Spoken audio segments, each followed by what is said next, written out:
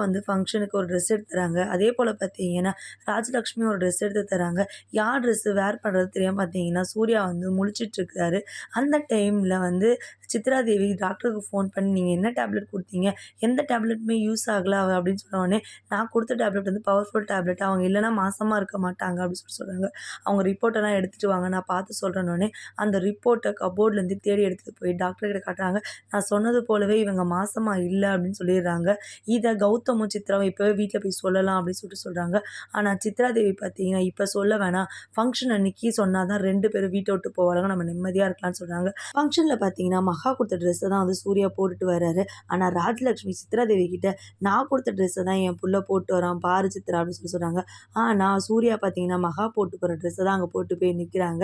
ராஜலட்சுமிக்கு ரொம்ப கஷ்டமாயிடுது. "நான் அப்பவே சொன்னேன்லக்கா, மகா வலையில விழ ஆரம்பிச்சுட்டான் சூர்யான்னு சொல்லிட்டு" அப்படின்னு சொன்னோனே, ராஜலட்சுமி ரொம்பவும் கஷ்டப்படுறாங்க. சரி வாங்கன்னு சொல்லிட்டு எல்லாருமே பார்த்தீங்கன்னா, நலங்கு வைக்கிறாங்க ஐஸ்வர்யாக்கு. அப்ப சித்ராதேவிய வந்து கூப்பிட்டு நலங்கு வைக்க சொல்றாங்க. "நான் இவளுக்கு நலங்கு வைக்க மாட்டேன்" அப்படின்னாங்க. "ஏன் இவளுக்கு நலங்கு வைக்காம?" "இவ மாசமா இருந்தா தானே இவளுக்கு நலங்கு வைக்க முடியும். இவ்ளோ நாளா இவ மாசமா இருக்கான்னு சொல்லிட்டு ஏமாத்திட்டு இருக்கா. இவ மாசமாலாம் இல்ல" அப்படின்னு சொல்றாங்க. ஐஸ்வர்யா, "ஆமா நான் மாசமா இல்ல. கௌதம கல்யாணம் பண்ணிக்கிறதுக்காக நான் பொய் சொன்னேன். அவரு என்ன ஏமாத்திட்டு வேற ஒரு பொண்ணுகிட்ட கல்யாணம் பண்ணிக்க போறாருன்னு தெரிஞ்சு, மகா தான் இந்த மாரி ஐடியா குடுத்தா. எனக்கு எதுவுமே தெரியாது. மாசமா இருக்க மாரி நடிச்சுன்னா, நீ கல்யாணம் பண்ணிக்கலான்ற மாரி அவ சொல்லி தான் நான் இவ்வளத்தையும் பண்ணேன்னு" சொல்லிட்டு மகா மேல தூக்கி போட்டுர்றாங்க.